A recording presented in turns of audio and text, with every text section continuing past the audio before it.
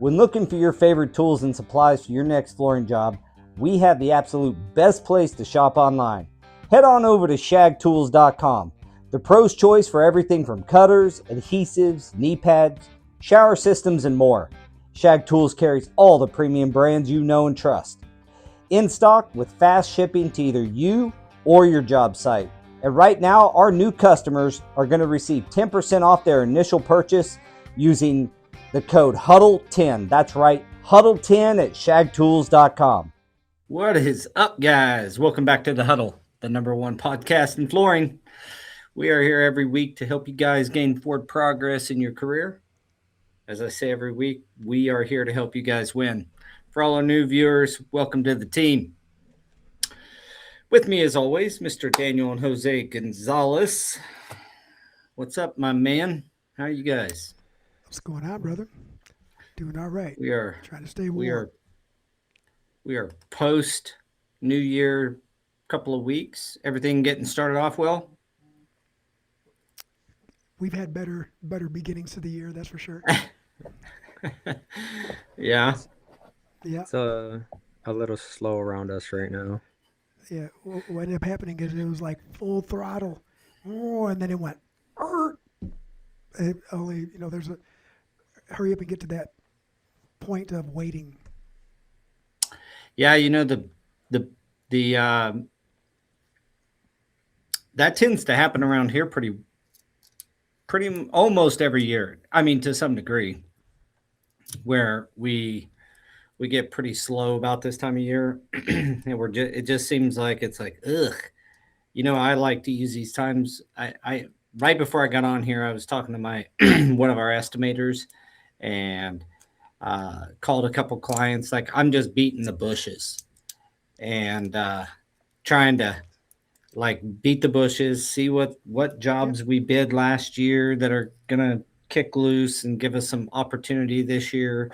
If they got anything else, what kind of big deals are out there, got a big national account I'm working on and seeing how that's going. It's just time to, other people are pretty slow too, if you are. I mean, your clients. So it's a good time to call and reconnect with them and just have dude conversations or chick conversations or dude to chick conversations. Just some time to, spend some time with your client, have some a little bit less stressful. You know how it is when you call a customer and they're busy. They're just kind of, you could just tell they're not listening to you. They don't care what you're asking. It's just like, yeah. We've been getting a couple phone calls a day too, just from other installers asking for work. That's the telltale sign of a slowdown. For we get more than 2 installers a month in here, that's probably about average. If it gets much more than that, I mean, we've had 3, 4, 5, 6 come in a week. And you're like, oh, either the residential market is falling through and just ask them what have you been working on, before we tell them to go get their profile. You ask them what they've been working on. And if they're in residential, we just know that retail space is kind of slowing down a little bit. It's funny how the installer kind of community can tell you a lot. You know what I mean? Yep. It's a trend, right? Every year it's about the same thing. It goes boom, boom, and just and like every year boom. You're gonna get surprised pretty soon about this deal, that deal, some other deal.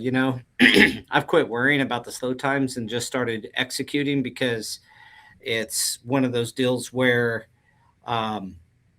worrying about it doesn't do nothing, and it always, we've been around long enough. You guys been around long enough. It just turns around. People want to work with you. They just ain't got the stuff right this minute, You're right. And some of the places that we do labor only for, I'll make phone calls. Hey, just let you guys know we have availability coming up, and I'll try not to be in scramble mode. And they're like, oh yeah, we're slow right now too, and this and that. And then all of a sudden, it's like they all call at the same time, and it's just like, oh. Yeah, why couldn't you just trickle in? That's just not our business. Right. Why can't they just schedule around what we need? Yeah. What's the deal? I mean, we have needs too. Yeah. So today's topic is the difference between being busy and being profitable. I'd probably replace profitable with productive. And I gotta be honest. I love this topic. This is one of those items that I've read a lot of books about. Been to a lot of coaching. Um, a lot of my mentors have talked about. We talked about mentorship not too long ago. This is one of those things. It is a much deeper subject than what just the topic will make you feel or make you think. Um, so, I mean, mainly or mostly because I am subject to falling into this like busy work. You know what I'm talking about, guys? Well, When you're just doing some busy work. You just stuff that you should either delegate or not be touching. Yeah, the issue with us is they're the two people to delegate to stuff to are on this podcast. Yeah.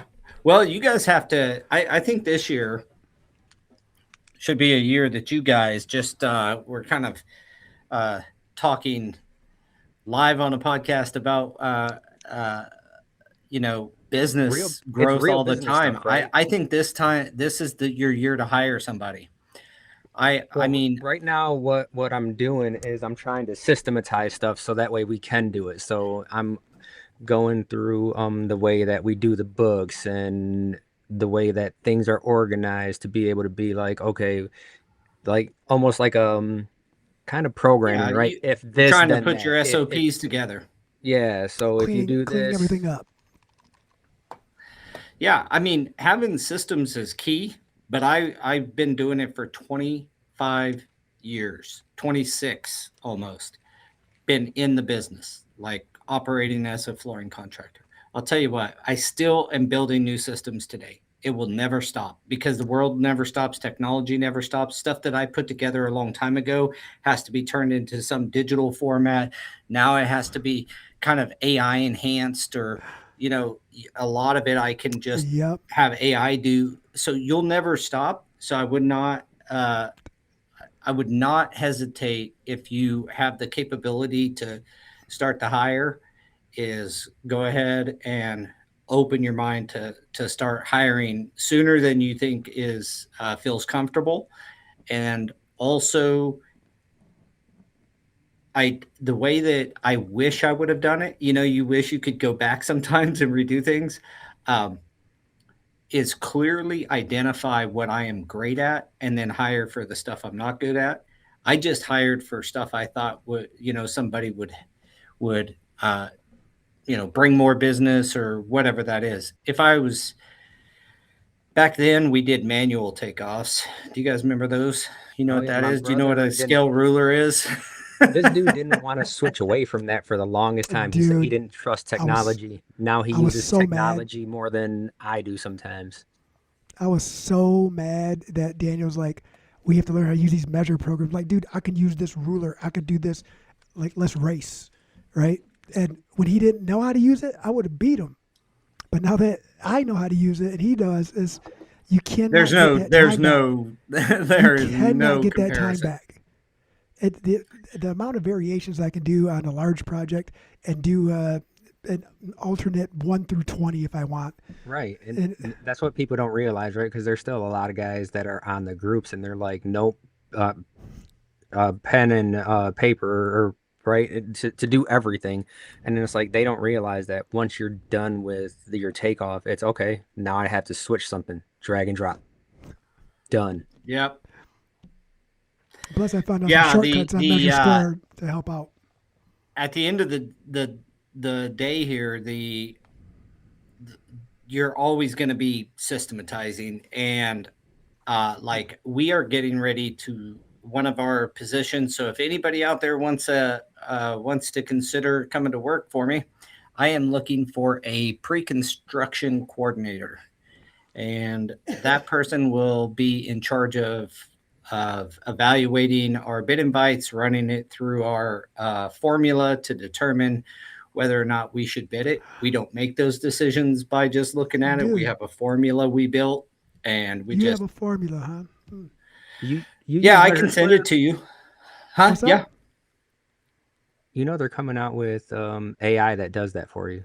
So Does bid evaluations you on know bid what, invites? Yeah. I dude? know that I'm writing one right now.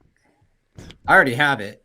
If you want me to send it to you, Oh my we've God, been dude. operating in it for a long time, and it gives us a result of should bid, must bid, should bid, and estimator's discretion.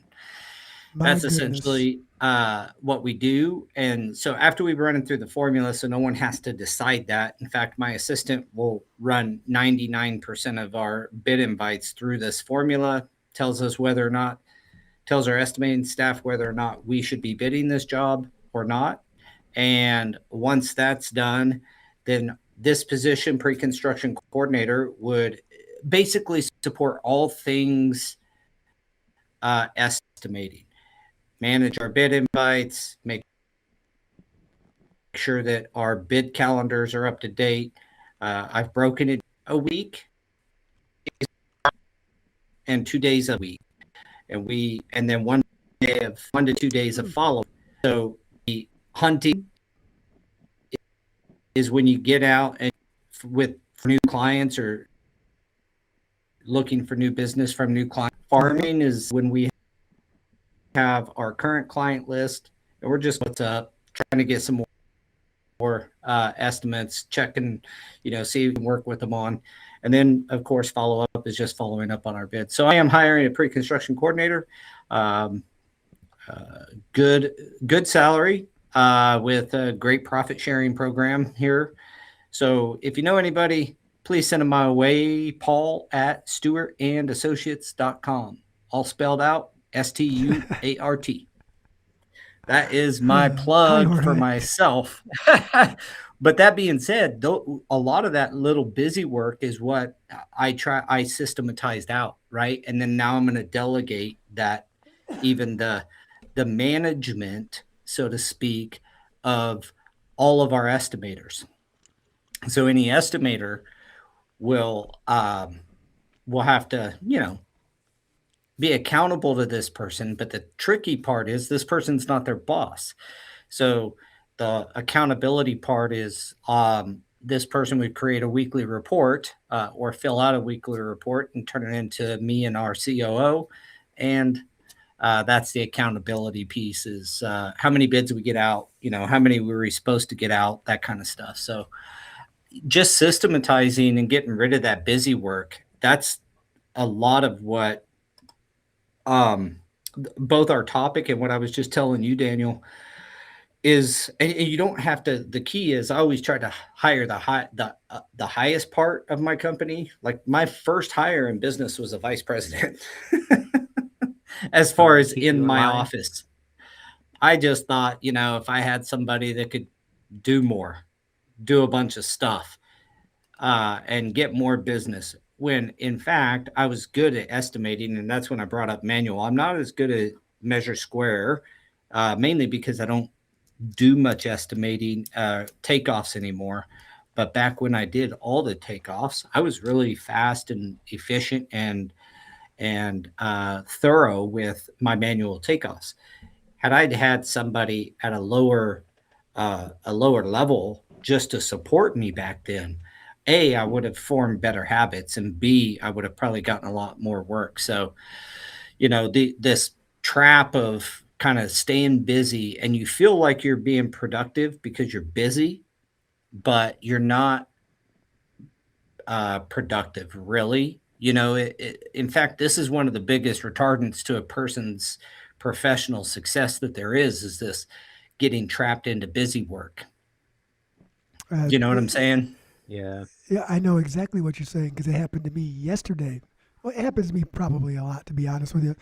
But it's just, I asked the guys to do something, a little slow. So we're cleaning the vans, organizing, trying to mirror the van so everything's identical. And I'm like, hey, I need you guys to start recording some videos on the tools. And like you're teaching someone who has never seen it before.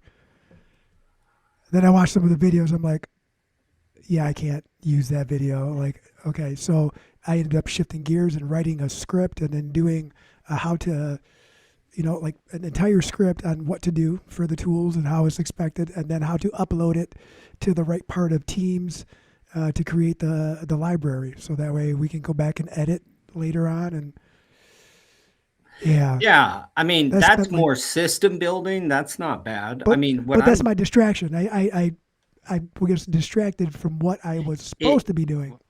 yeah, That's I when look at you it all the delegate time. things to people that don't know how to do it, right? And then you end up being like, okay, well, now I got to spend more time writing everything down instead of just having people that will be like, oh, I know what you need. Yeah, well, I'm reading a book right now called The Courage to be Disliked, and it talks about this. Adler, one of the early psychologists with Freud and all them back in the late 1800s, I believe. You know, he says we hired those people. He would say we hired that person because we wanted an excuse to to do the busy work. We wanted the problem so that we could fall back into a familiar cycle. It's like creating your own problem so that you can fix it. It's like it's interesting thought. I mean, if we're honest with ourselves, we all love that dopamine hit of getting something done. And when you're working, when you're doing like deep work, or you're doing system building, or you're doing things that are gonna, you know, really hard, either if you're in a physical job, the really hard part of that, or the really hard part in business world, a lot of times is that deep thinking, and the results aren't like that a lot of times. And so we love that dopamine hit of getting something done. That's why we love checklists and getting, checking something off the box. I used to write down, after I sent like did something, I'd write it down and check it off. because, Right, the visual satisfaction. Oh my god, dude, I do that right now. Like yeah, I, it's I I insane. have But I have my things here, like in here, so I can do it. But like my daily thing, I have to write it down, even though I have it there, so that way I can always just look at it. Like, oh, got that done, got that. Done. And you're like, well, one of the problems with this, like doing that low level, kind of low frequency kind of work, is that it a lot of times then leads to uh, bad habits in doom scrolling and social media stuff. And I have fallen victim to all of it. So no judgment. I'm working on um, improving myself every single day. And it's one of those deals where you you look back at a topic like this and you're like, yeah, I used to do that a ton. And it's one of the things I used to do all the time. I still have a problem um, where I want to do something that feels more immediate. We just love that instant gratification. But really, the key, at least as I see it so far, is to understand the difference and to even recognize when we fall prey to this kind of low level busy work, is that we got to have a North Star, either a purpose or goals, like that's the only time you can really ask, that question of yourself: is this activity actually moving me closer to my purpose or my goal? And is it moving the needle? Well, if you don't have goals or purpose, then you don't have that thing to look forward to and see if you're going in that direction. You know what I mean? And then it's even easier to fall into this simple kind of busy work. you know what? I'm gonna write down some notes on that one because you just made me think of something. I don't know if you shared this already, but Team Ortega is never slow. It doesn't even say Ortega. Orta. Sorry. And Jorge Orta. Jimmy True, is true, in true that. Chicago right now, so he said we're live in Chicago. Yeah, Nate boy. says get a The pencil, Windy City. get What's up, Windy paper, City? make a list. What's that? Nate says get pencil, get paper, make list. 3 things I checked agree. off. making lists is critical, like to-do lists, to kind of stay up on it. I use a method called the D6 or a daily six. I've talked about it on this podcast before. Gotta have a master list of stuff, and then I just pull stuff off of there and put it on the D6 for the day to try to get done. And the key is still making sure that those items are not busy work, emails, that kind of stuff. Man, they'll eat your day up. Yeah, I find myself checking my emails more like if I'm in the office, with the porcelain office, and sitting there reading and scrolling and deleting emails while I'm sitting there doing that until my Yeah. leg goes numb, until you can't feel your foot. I can't feel my face. Rollins having a good start to the year. He said it's the best year start to the year he's had since he opened 2 churches and 3 big houses, booking into March already. That's fantastic, Congrats brother. on that. Congrats on that. That I is wish, All awesome. I right. wish I could say the same. We actually started last year off really good, and then things just kind of that's when it wasn't really this. I guess it was the start of it where projects were just like pause, pause, pause. Yeah. And then you have dead spots, and then you scramble to fill the schedule, and then you're not, because Daniel and I, right, we don't have that team that we're talking about needing to build. You got to kind of revert, and you got to put on that other hat for, if Daniel puts on that other hat for 2 weeks, that's 2 weeks of not doing what we need to do in the office. Of And- another hat not being worn. That's all there is to it. Right. Yeah. And it's hard to explain that to the guys, but Well, if you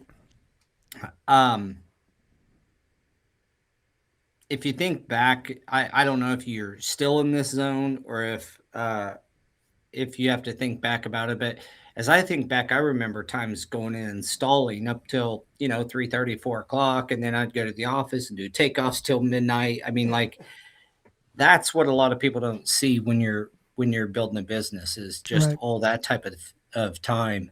But there again, until you start hiring teams that and form and kind of building out your team, you're going to have to continue to do that busy work that somebody else could do.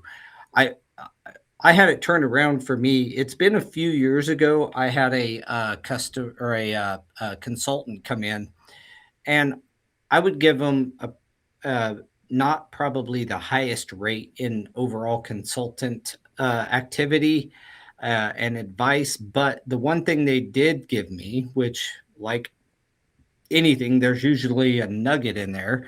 One of the big nuggets that I took away from that, and that I started several years ago working on, is stop, like I said at the beginning, stop trying to hire somebody to do something like Dan, what's his name?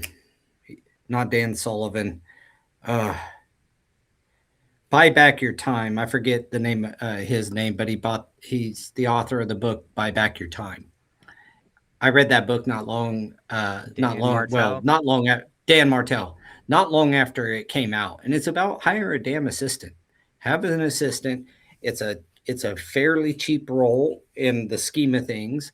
And that assistant should manage your inbox, manage your calendar, manage all the busy work that you're used to doing as a business owner, and get that off your plate first. It should have been one of my first hires. Instead, my first hire was someone who's going to create more work for me, as opposed to taking some work off of my shoulders that and is the allowing scary part. me to do the magic that I feel like I can do. That is the scary part. And you said the assistant for the inbox, and I think we've thought about that too. Like, it's always a thought, but then All you need is one assistant manage. They can manage both of your inboxes, both of your calendars, making sure that you're never double booked. You're never, have a daily stand up with them, which I've got, that's one part I have failed on with my assistant, is a daily kind of gathering, but at least a weekly kind of sync up with your assistant. Other than that, all you should see is a couple of inboxes that are only things that need your attention. Jose's inbox. All the other stuff is out. You don't go to your regular inbox. You go to Jose's inbox. You go to Daniel's inbox. Your calendar's always up to date.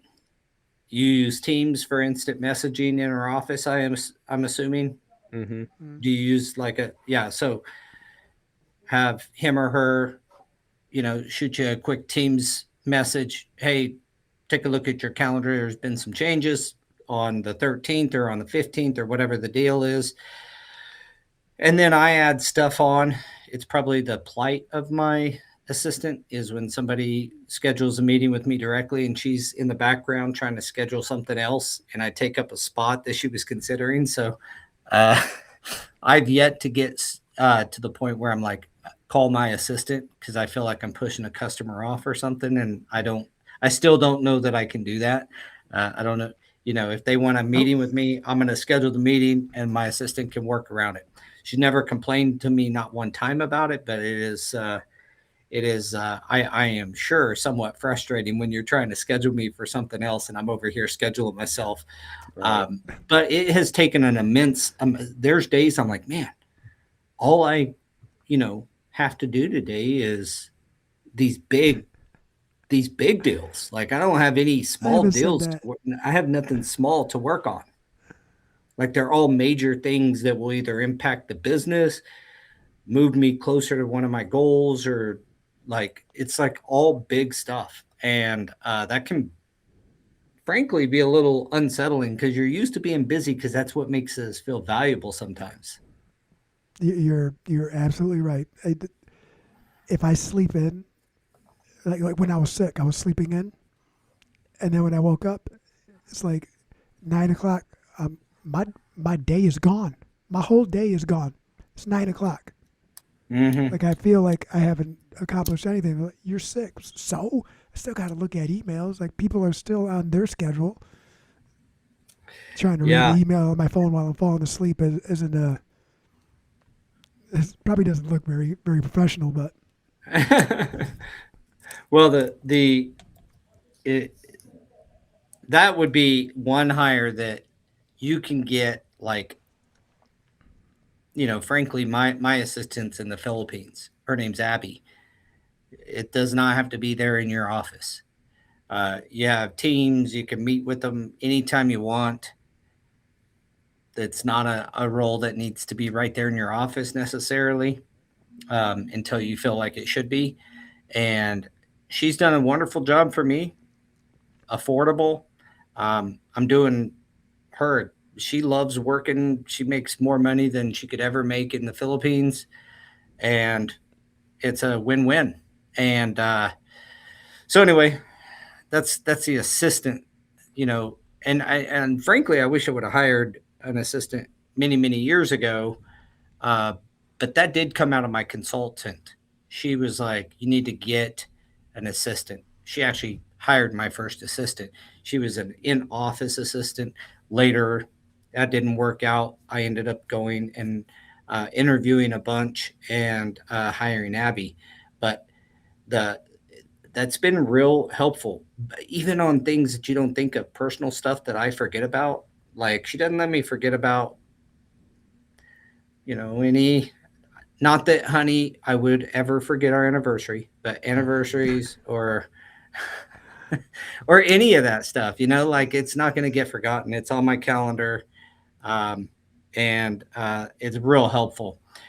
And it keeps me from, back on our topic, it keeps me from, getting into that trap of doing a bunch of real busy kind of work. And the more high level work we're doing, and that book that Dan Martell wrote, right, Buy Back Your Time, he's literally saying hire an assistant, pay money to get back time because it's going to save you more time than you can ever imagine. But in that book, he talks about, it's not just about hiring an assistant. like by itself. It's talking about when you're working on high level stuff, and you got to frame it this way: what is done in my business that only I can do? Those are the only things you should be doing. I'm not there yet, I'll tell you that right now.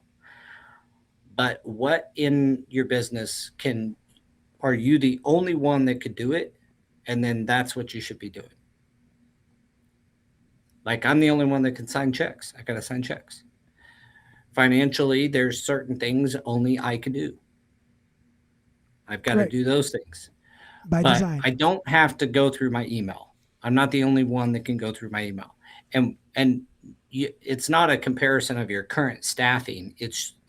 Otherwise you'd say, well, I am the only one that can do it because I'm the only one here. You got to think, if I had perfect people underneath me, that's probably a bad way to put it, working with me, but my employees that are productive employees, and I have a great team, what then would I still be the only one that could do that task? And that's all you should be doing. Visionary integration of systems, building systems out, improving your reputation in the marketplace, key accounts, that kind of stuff. So I'm still getting over that cough. Sorry, guys. Oh, you're all good. Yeah, and that's where I reading the books and stuff that I do, or listening to them rather, it talks about that, and it's just one of those things where people try and plan out for everything when we always talk about, when are you ready? You're never really ready unless you jump into it, and then you just have to navigate through it, right? Everything's going to have growing pains. You got to Yeah. adjust. That's always the hard part, is adjusting. But you had said something earlier about you hired a vice president, and it gave you more work. I think that is literally the fear right there, is given more work, because now you in essence you feel responsible for another person, and to make sure that you're putting them in a position of success along with everybody else. That I can see where that is the back of mind type process for us here. Well, I forget what book it was in that I read, but it it says, it'll come to me, but essentially it says you will not grow into pain. It referenced that we have this like pain ceiling, like there's only so much pain we're willing to endure, and you will not grow into known pain. And so the fear and the things that you think are going to happen by hiring somebody, if there's fear and doubt and pain associated with it, you will not grow into pain. Like, we physically don't. That's the adjustment you were talking about. So essentially what's that tell us is that we have to adjust ahead of time. We have to adjust our mindset and our framing of the situation ahead of time. And then the pain and the fear is removed, and we make positive steps towards You our know what? goal. What's funny is that my son wrestles, my nephew wrestles, Mm-hmm. and I tell them all the time, stop being afraid that it's going to hurt. It's going to hurt. Sometimes you have to let it hurt. It's going to hurt you, but that's temporary, right? Like, they got you in a good spot, and you got to flip over. You got to do something. It's going to hurt. Then you have to accept that, but you gotta go full force. I tell them that all the time, and I don't even listen to that. What you just said is like, I'm not even listening to it right now. Well, oftentimes I'm the guiltiest of giving out advice where I myself am guilty of. I Same. really try hard to call myself out on it, or at least be like, hey, I got the same problem, but here's what I'm recognizing, kind of thing. Because I'm not some business, degree with some, I learned everything by doing and hiring coaches, and I got my degree on the street, so to speak, And messing up everything. messing up. Plenty. When your Learning. your first office hire is a vice president of 3 people. I mean, come on, man. When you say it like that, Yeah, I had one other person that worked for me, and I was like, outside of our installers, and I was like, we need a vice president. Is what we need. Looking back, it's super funny, but that's what I did, you know.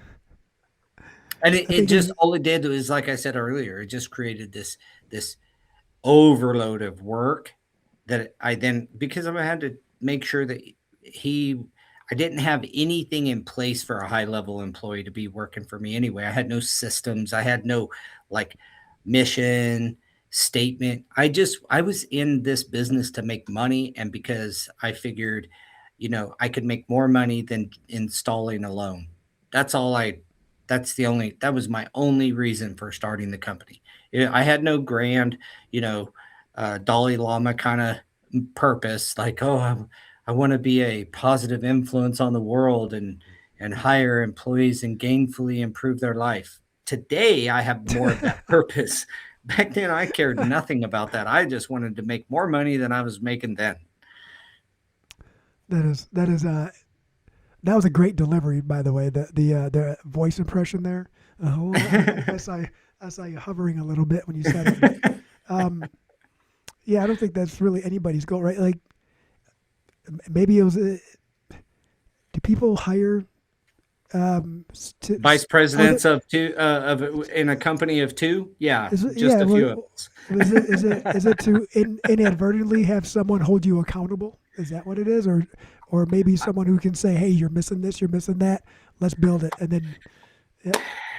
Honestly, if I was to dissect it, it was probably fear that I did not think I had what it took to grow the company and be the owner, a sole kind of guy for a company, and wanted someone else to have some of the responsibility that it would take to grow the company.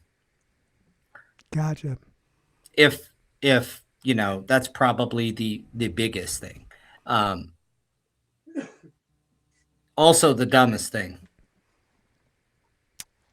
Hey, Because at the end, if you evaluate like really high quality businesses, the owner always like delegates as much. Look, whatever I did to go from zero to our first year in business, we did like $385,000, and that was a partial year because I started the business in April of '99, and that second year we did $1.4 million. That's 3x growth. Then we went from 1.4 to 2.3 or 2.4, something like that, almost doubled again. And then I bought my partner out that year. And then the very next year we did 4 million bucks, you know? So we grew fast. Whatever I was doing, whatever the sauce was there, you want more of that. That's how you grow. You 3x your company almost every year is by relieving yourself of all the new busy work that comes up as you grow and getting that off of your desk. Really good operators will try to get that stuff off of their desk, delegate it, put a new system into place or a new process in place where someone else handles that, and they're back in their magic. They're back doing whatever Dan Sullivan would call your unique ability.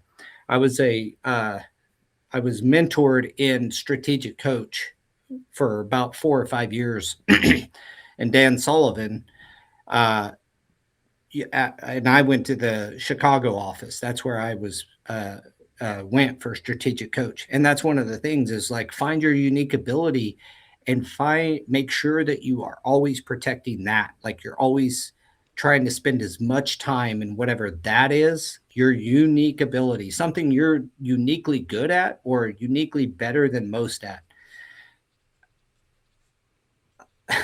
I'm shameful to say that I didn't listen very well. You know what I'm saying? Like it took, I'm kind of that guy that you got to take a sledgehammer and a nail to the head to get it through. It takes some It's like the perfect timing for it to click in my head. But it is one of those deals where if you can operate in your unique ability, if you think back when you installed, that's exactly what I did. I was the the guy that could cut and put the seams together the best on my crew as the lead. Yeah. I didn't glue very much. I didn't go cut carpet. I measured, put our cut sheet together, and I'm obviously talking back in the broadloom days, boys, back when we actually installed commercial broadloom. Uh, but I had my helpers go make the cuts, carry them up, lay the stuff out. I'm cutting seams. They're gluing up. I'm putting seams together.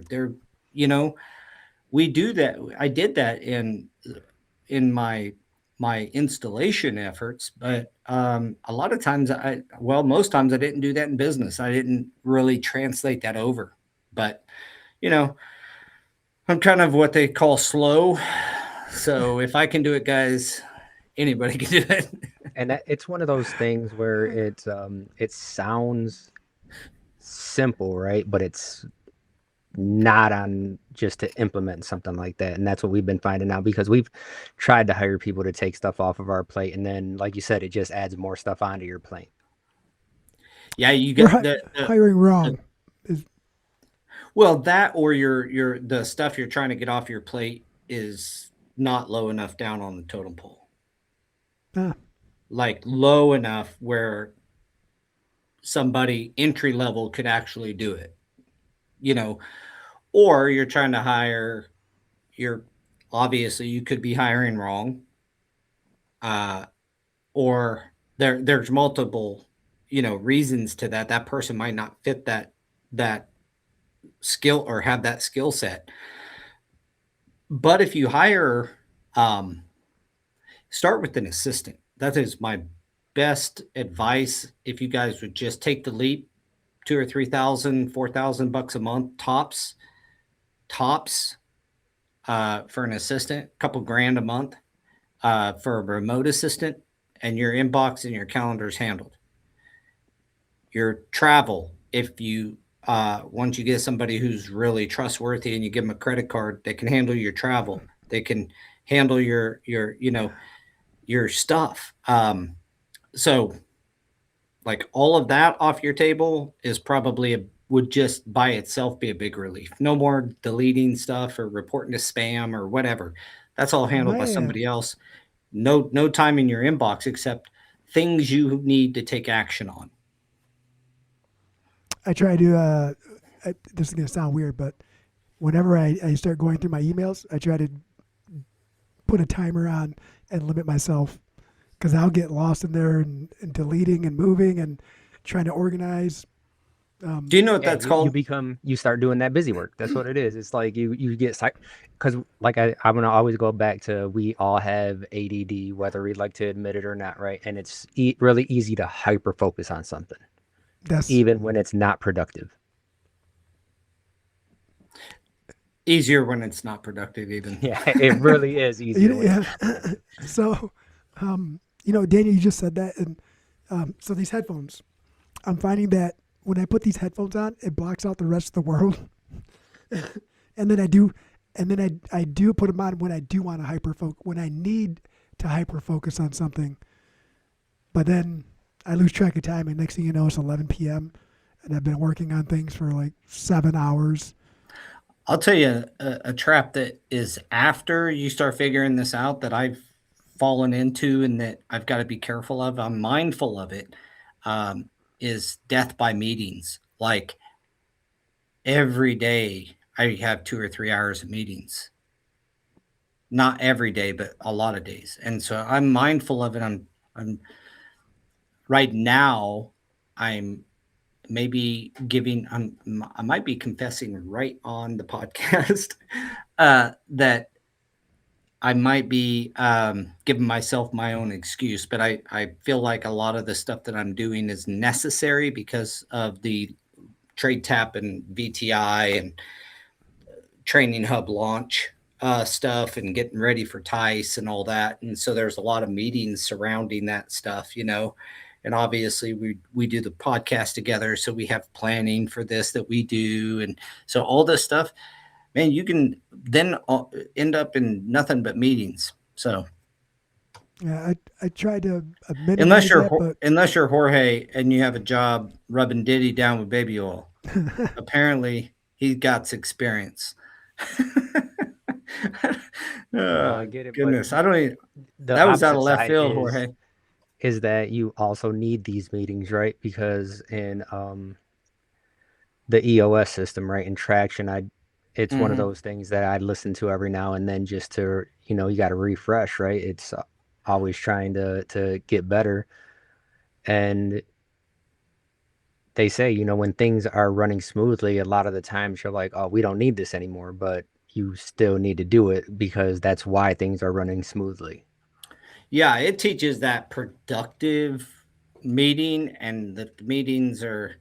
We practice the EOS system and have for several years, to the degree that we, do we follow it by the letter of the law? No, but we do have weekly leadership meetings and quarterly strategy meetings and annual strategy meetings.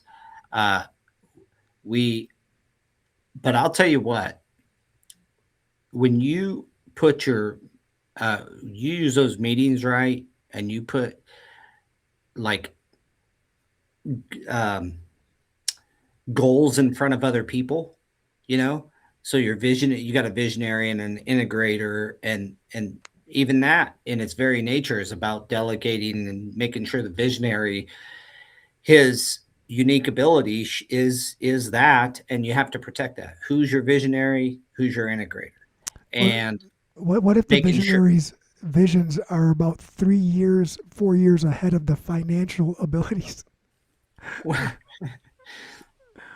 Well, there's always a anchor of some sort on everything. Yeah, Otherwise, we'd all be billionaires. There's but it's the integrator's job to find a way to make it happen if your team believes in that and can go towards that vision. You know what I mean? Like, but the EOS system, their deal with meetings is like being intentional during the meeting. I know. And And then when you invite this guy over here to meetings, then tangents happen every time you talk about anything. yeah, that's where you gotta, he either has to recognize and rein himself in, or someone's got to have at least in the I'm EOS system, usually the someone tangent has to have the alert courage guy. to say, knock it off, let's get back on track, boom, back into the deal, but that's what your visionaries do. They just come up with this shit in their head. And you can't stop it. a Can't lot of stop. Won't good stop. ideas come from that. No, that's what happens, and it's not just me, right? Like it's the meetings are open concept, and everybody's talking is what it is, and then it like kind of like the podcast. You start talking about one thing, and it starts spinning, spinning, spinning, and that's where Daniel's like, break. We got to get back. Yeah, this is our weekly outlet to just go crazy right here. we, we get on topics and we end up in other topics and fireside. There's like a few guys sitting around a fire, smoking a cigar and having a beer and chatting about something that they feel is important to them at that moment. And it often goes off the rails, and that's Yep. okay. That's what this podcast is for, is to allow our audience to chat it up. We do pretty good staying on subject, but a lot of times we fall off, and so we could look at this as like, hey, this is our weekly like release. It is, and it's crazy how much I'm one of the hosts, and how much I learn every week. I'm Yeah. with you, especially Eh, when our audience is really engaged. It doesn't always happen. This is one of the, you know, uh, we can see when people are on and when they're not, and it may not be the highest attended live, although we did hit some decent numbers early on mid podcast here. The truth is, this is one of the better ones or one of the ones I've enjoyed, mainly because the topic, and we can and we all have our piece to contribute, and then we all get to learn from one another. That's what I love about it. Yeah, I it's leave here and learn every week and go implement my business. boom, boom for everybody It's the out there. There truth. you go. Might It's the not have been a truth. And mic. it goes back to what we talked about a few weeks ago. Like, don't listen to people who haven't done what you want to do. This podcast, if you want to build a business in the flooring business, you got three guys that have done everything from install floors all the way up to selling, you know, seven-figure projects and working on, mega jobs in our areas. So, oh yeah, thank you, Yeah. Daniel, for bringing up the Power Hour Live coming up. On the 26th of January in Las Vegas, we'll be live with the Wi-Fi team, a great panelist. We're going to be talking about competences and strategies. You can see, I'm looking forward to that a lot. I think it's going to be a really fun live Less, less live than stream. 2 weeks. Yep, it's coming right down the pipe. Yeah, that's And crazy how fast it's coming around. yeah, before you know it, we're going to be in Vegas being like, I can't believe that it's already the end of January, dude. As a note, and just a fun little tidbit, the book I'm reading right now says, the science of scaling is, well, I just finished it, but it talks about you want to slow time down, put impossible goals out in front of you and with impossible timelines, and that will you'll get so much accomplished in such a short amount of time that you'll feel like you're cheating time, like it slows time down for you. I'll let you know how that goes at the end of this year because I'm certainly on it. Rollin, Roland, I you're will get buying you a coffee. coffee. I'm joining you, brother. I will bring Rollin a coffee from the press room. Nice, So, nice. so no one has to pay for it. I mean, someone pays for it, just not me. Yeah, we got your back. So yeah, join us live on the podcast. That is a Monday. Just remember that. And so we won't have a Tuesday podcast on that week. We'll be shooting live with the Wi-Fi from Las Vegas. We'll be on I'm sure stage. well, It'll we be a don't really know fun yet deal. for sure, right? But we may end up doing some overtime episodes Mhm. at some point. But we want to I'm make sure this we're one gonna. that week focused on this big event right here. Yeah, I'm sure we're gonna do some overtimes. I mean, those are fun too, just to walk around and talk to people. A little bit of media action, get the vibration of the room. The how the show's going. It'll be yeah, it's going to be fun. So make sure to join us on the 26th for that. I'm telling you what, the panelists are top notch, and you guys, I know I'm going to learn something because I'm going in with the mindset to learn something new. And we are in a business that's dominated by men. We all know that, and these women are brave and out there. And I think of Crystal every time I look at the Wi-Fi, and it's incredible to have the opportunity to talk to these ladies. So looking for it. Be there, be square.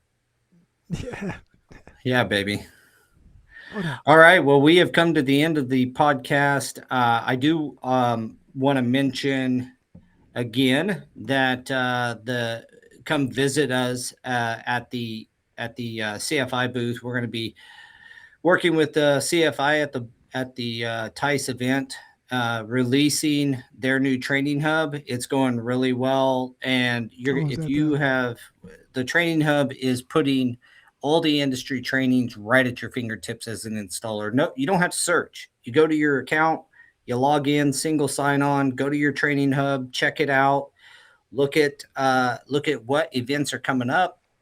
To get training events are coming up, you can request training. There's going to be all kinds of cool stuff for the installer to make sure that you're advancing your career. So be there and come see us, come say hi, and get your VTI.